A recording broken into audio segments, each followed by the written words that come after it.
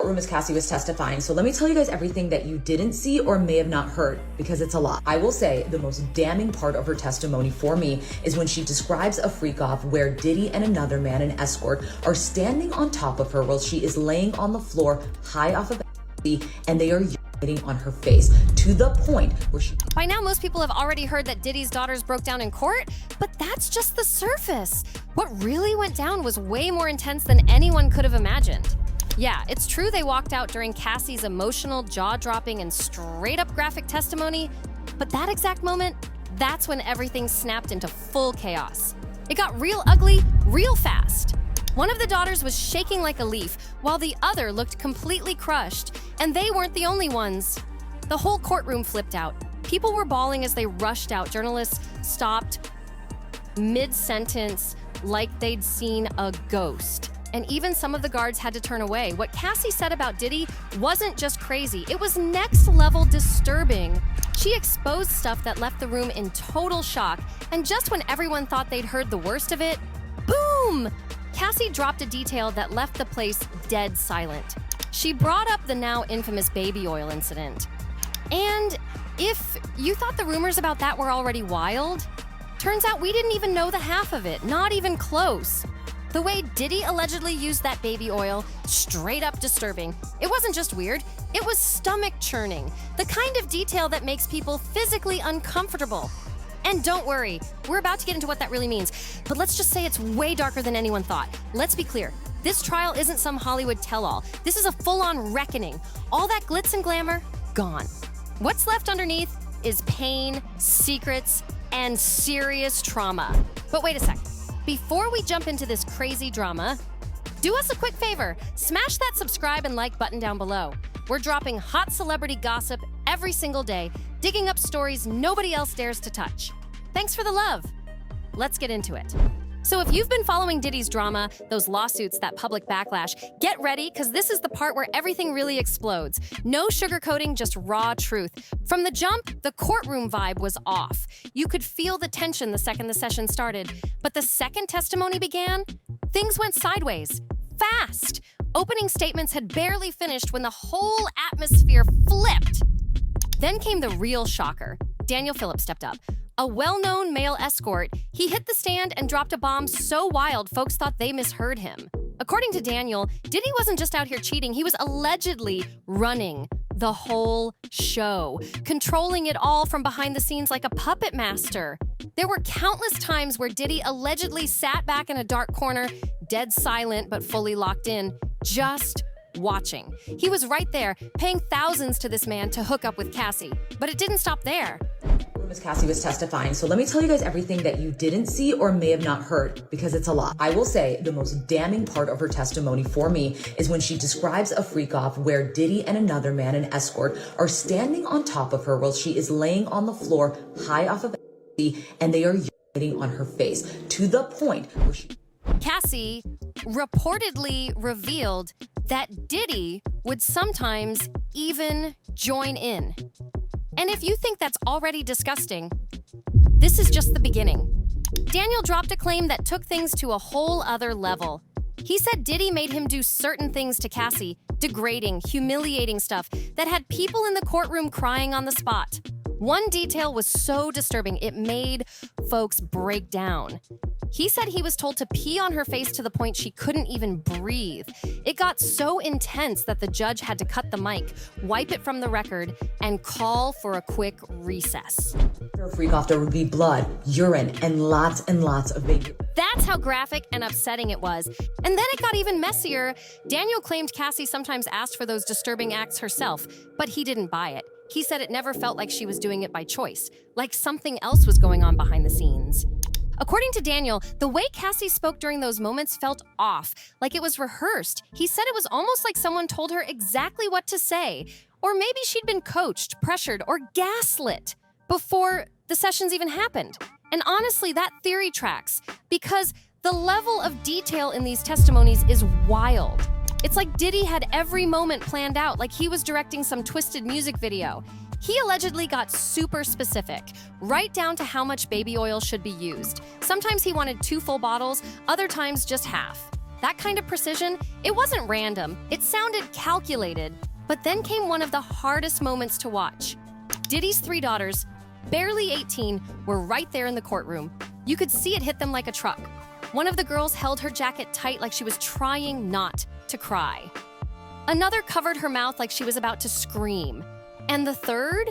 She just stared at the floor, completely frozen, before finally getting up and walking out. Why were they even allowed to sit through something like that? That's what everyone online has been asking. The second those disturbing details started coming out, the girl stood up and left. Not once, but twice. So, yeah, they clearly went back in at some point, but it only got worse from there. A bunch of users are calling it out, saying letting them stay was flat out irresponsible. Some even called it bad parenting, claiming it was way too traumatizing for them to hear all that about their own father. And with how often they kept leaving the courtroom when things got intense, people are seriously worried about what this is doing to their mental health. Honestly, they should have never been there in the first place. Videos were shown today. Instead, jurors were handed personal screens so that they could privately see images taken from what Cassie called freak-off videos. Cassie had a binder on the stand with her, and she was going through images identifying people in. Look, it's one thing for Diddy's daughters to find out who he really was beyond the image of a dad, but no kid should ever be thrown into a situation that heavy. That courtroom wasn't just intense, it was emotionally unsafe for them. No video, no prep could have softened that blow. And believe it or not, that was just one part of the courtroom chaos. What really left people speechless? Cassie's own testimony. If you've made it this far, here's your second warning. Because once you hear what Cassie said under oath, you can't unhear it. Further give context, on the right-hand side of the court seated is her husband, Alex Fine. On the left-hand side, Diddy's 6 out of 7 kids are sitting in the courtroom, as Cassie is describing, having weekly freak-offs for years. Yeah, the judge had to actually cut her off at times, especially when it came to the stuff involving Diddy's use of oils. It was that extreme. But how bad did it really get? Let's just say her words dragged people into a mental space so cold and dark, it didn't even feel real. So now we're taking it back to day 1, when it all officially began. The federal trial of Sean Diddy Combs kicked off in Manhattan under the tightest lockdown imaginable. Armed security lined the halls, no cell phones were allowed, and cameras were completely banned. Reporters were clawing for any scrap of info they could get. That's how serious and locked down this whole thing was. Reporters were camped outside like it was a war zone, trying to catch even a whisper of what was going down behind those courtroom walls. And then came the day that changed everything. May 13th, 2025. That's when the silence broke. Cassie, Cassandra Ventura, walked into the courtroom. But she didn't just walk in, she made a statement just by showing up. Visibly pregnant, full belly on display, glowing and calm as ever. Her presence shook the room to its core. People said she didn't even blink under the paparazzi's flash. She held her head high like she had nothing to hide. Just her stepping into that building said, loud and clear, she's not afraid anymore. And get this, Cassie was only witness brave enough to testify using her real name. That right there, that's strength on a whole other level.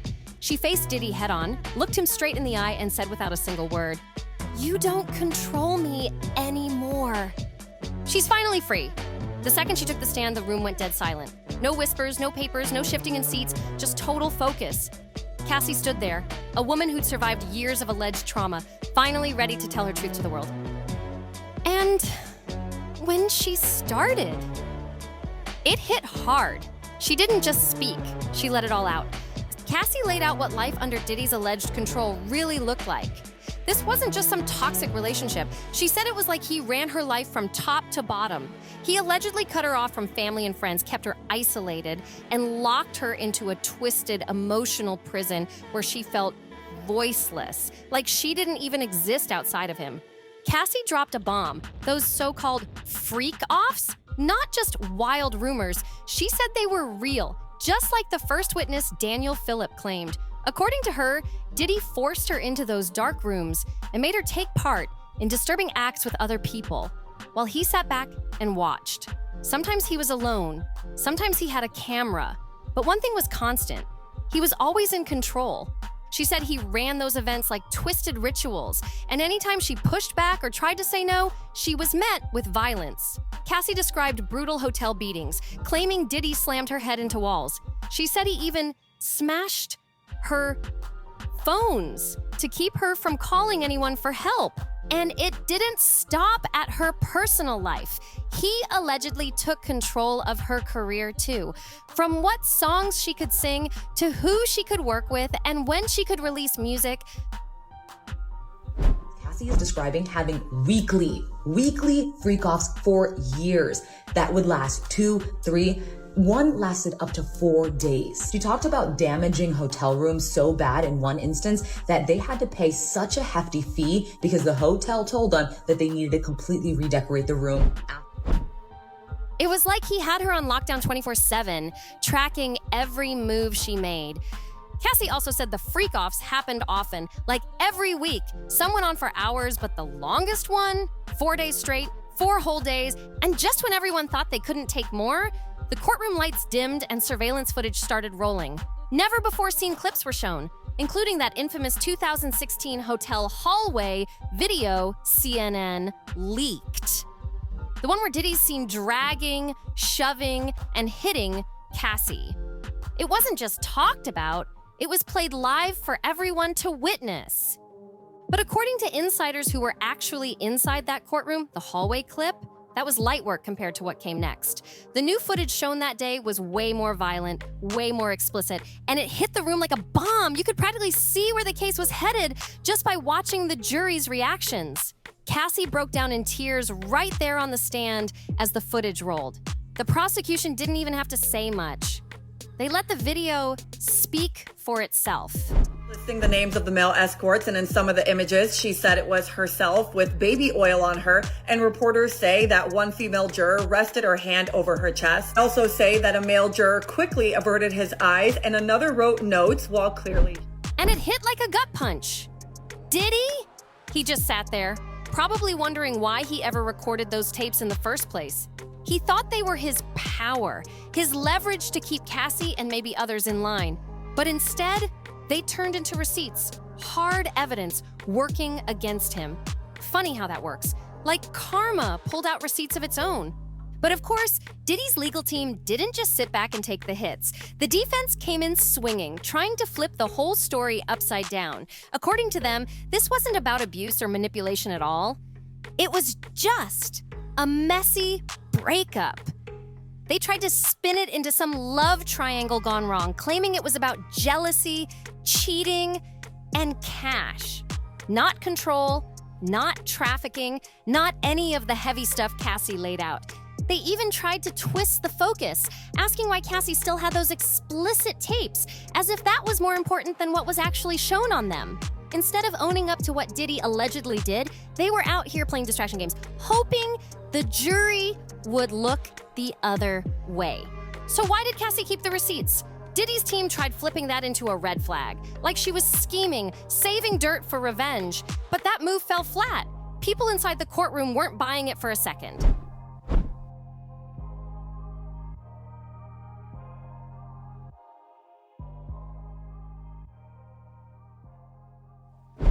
The energy changed fast, and the jury felt it too. This wasn't about why she kept the tapes, it was about why those tapes even existed to begin with. But here's the thing, Cassie came ready. Every question they threw at her, no matter how rough or risky, she answered it head on. No dodging, no flinching. When they asked why she never walked away, she laid it out straight. She met Diddy when she was super young, still fresh out of her teen years. Meanwhile, Diddy was already 37, a grown man. This wasn't just an age gap, it was a full-on power imbalance. Back when he still went by Puffy, Diddy had the fame, the money, the industry wrapped around his finger. To a young Cassie, being in his world felt like a dream. And when he started coming on to her, she gave in. At the time, saying no could have ended everything for her career. That's the kind of control he allegedly had. Cassie even admitted something real. She loved him. For a while, she really did. She said she got jealous when he paid attention to other women, when he flirted too much, or gave them that same charm he used on her. So when Diddy brought up the freak-offs, Cassie said she agreed because deep down, she just wanted to be chosen. She wanted to be the one that mattered to him. Even if it meant crossing lines she never imagined, even when Diddy allegedly started putting his hands on her, Cassie said she blamed herself. She thought if she just acted right, maybe he'd stop. But it didn't stop. It got worse. So for anyone still out here asking, those who like to stupidly comment, well, why didn't she leave? She said she didn't have the resources and she didn't feel safe to do so. In her own words, I understood Sean's capabilities, his access to guns, and the threats that he made prior to that. Later, Diddy not only threatened to have her freak-off tapes released, but that he would harm not only her, but also Kid Cudi, which I'm sure you know he's very capable of doing so. Cassie said he told her that he wouldn't be harming her and Kid Cudi with his own hands, and it would happen when he was out of the country. why didn't she just leave? Pay attention. By this point, even the defense probably regretted bringing up that question. And just when the courtroom thought things couldn't shift anymore, in walked a familiar face, Cassie's husband, Alex Fine. Yup, her man pulled up, standing tall beside her in full support. But here's the twist. He didn't get to stay. At some point, court staff escorted him out. Why? Because when the 2018 sexual assault allegations came up, the judge paused everything and told Alex he might be called as a witness later, so he had to leave the room. But even though he couldn't stay, that moment still spoke volumes. His presence alone sent a loud message. Cassie wasn't in this alone anymore. She had backup. She had someone in her corner. And let's be real. Who came to watch the case were walking out. I hate to say it, we were getting bored in there with Cassie's testimony. I think everybody thought it was going to be explosive. This is a RICO case. They're trying to show trafficking, if you know what I mean. And I hate to say it, but the government is doing a terrible job at showing it. Now, they are showing, yes, domestic violence. They keep asking her, show it these freak-offs. Who selected your outfits? Who did Diddy? But they're not showing, okay, this escort was taken, traveled here for this. And it's not showing multiple people involved. All you're seeing the government prove is that Diddy committed domestic violence, but that is a state case that is not need a federal trial. So I hate to say it, guys. We know we don't want this. But I think Diddy could get off on the RICO. This wasn't just another court hearing. It was unfolding like a full-blown docuseries, live and raw. Every single moment had people clutching their hearts. Cassie's expected to be on the stand for 3 full days. And if day 1 hit this hard, then buckle up, because it's only going to get deeper, darker, and way harder to sit through. Watching real trauma play out in real time, that hits different. Now here's the wild part. Some folks who were in that courtroom actually believed Diddy might walk away from all this, either completely free or with a sentence way lighter than anyone expects. The reason? According to them, the prosecution might not have enough to hit him with RICO charges. Right now, it's looking more like a case about being a controlling, abusive partner. Nothing that legally sticks him to a larger criminal enterprise. At least not yet. Oh, and let's talk about who else was in the building. Diddy's mom pulled up, staying completely silent, her expression locked tight. And then there was Misa Hilton, one of his baby mamas. She showed up with a walker, clearly emotional, looking like she'd seen too much. TMZ tried to get a quote out of her, but she didn't say a word. Nothing. Just silence. And yes, Jaguar Wright was there too. And you already know when she pops out, it means some serious heat is bubbling. So when you've got family, exes, and internet wildfire starters all packed into the same courtroom, that place was thick with tension. This is the kind of story that grabs your attention and doesn't let go. The part that really hits hard, his own kids might have seen pieces of all this firsthand and felt the shockwaves of what was allegedly happening behind closed doors. That changes the whole game. But what do you think? Should Diddy's daughters have even been in that courtroom, or were they dragged into something way darker than they ever should have been part of? Drop your thoughts in the comments. And don't forget, like, share, and subscribe if you want more on this unfolding case. Hit that notification bell so you don't miss what's coming next. Because if day one was this explosive, imagine what's still to come. See you in the next one.